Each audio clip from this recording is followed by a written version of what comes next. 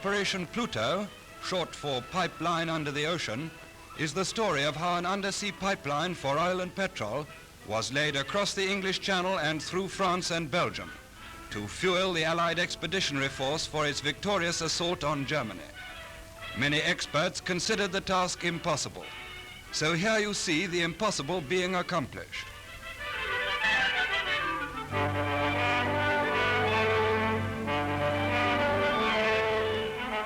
The pipeline started from this dummy holiday resort at Dungeness, where the bungalows are in fact pumping and control stations. But before any pumping could start, the problem of making and laying the line had to be solved.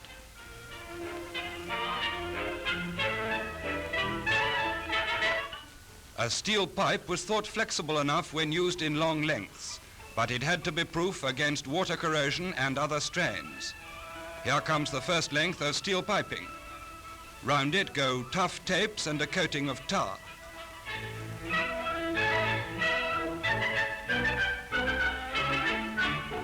Bunched wire was used to armor it and another coat of tar to finish off.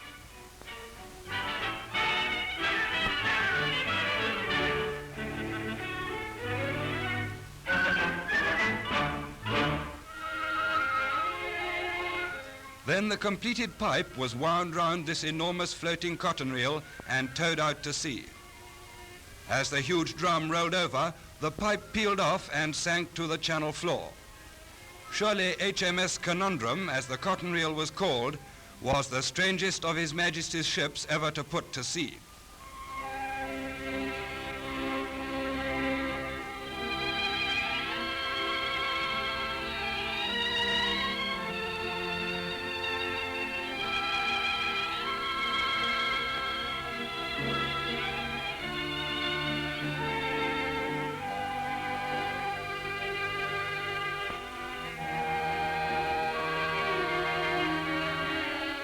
The next part of the plan involved an overland pipeline right up to Eindhoven in Holland.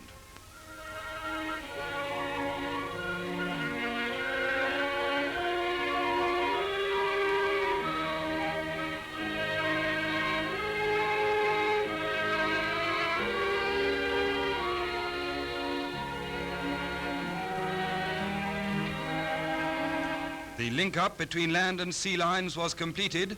The control room gave the all clear, the pumps began to throb, and Allied tankmen rolled on to victory with one of their most dangerous problems solved.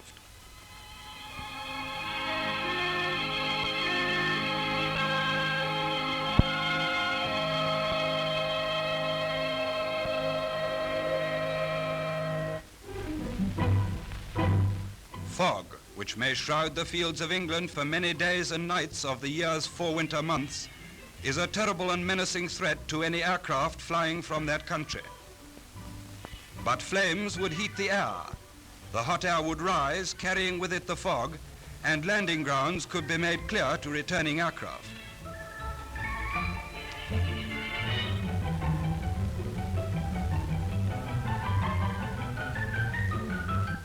Thus was born the idea of FIDO, or Fog Intensive Dispersal of, as Royal Air Force terminology called it.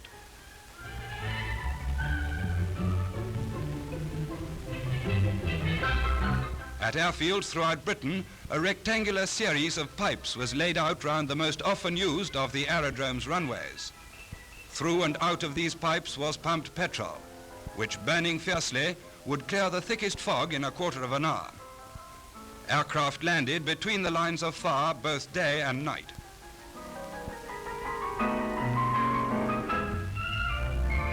Throughout last winter's battle for Germany, foul weather was often defeated and vital aid rendered to the Allied armies by aircraft which were enabled to operate by this product of British skill and initiative.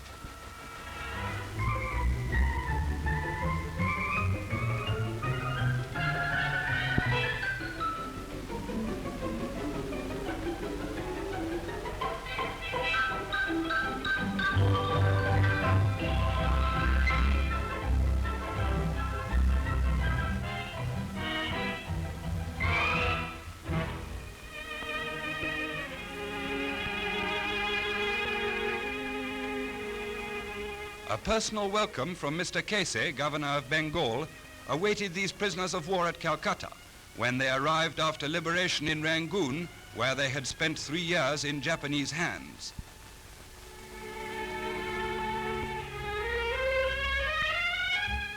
British, American, Chinese, and Indian. Many of them were starved and emaciated. Many still suffered from 3-year-old wounds. This man needed an immediate emergency operation.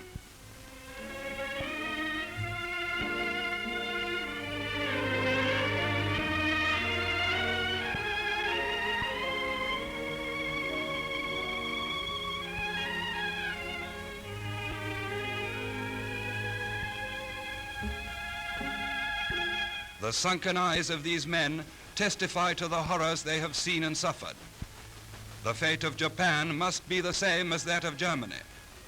But meanwhile, every possible comfort is given to these men who have been rescued from their brutal captors.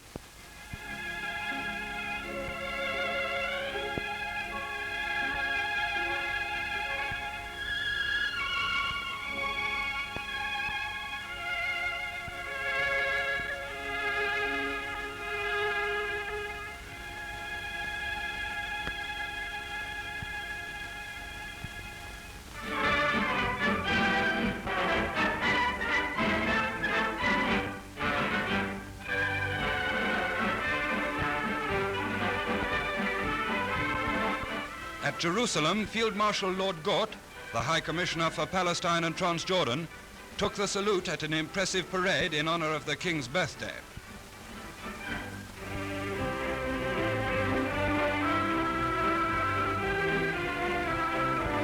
Tanks and guns, infantry and cavalry, men of the Navy, Army and Air Force formed the main body of the procession.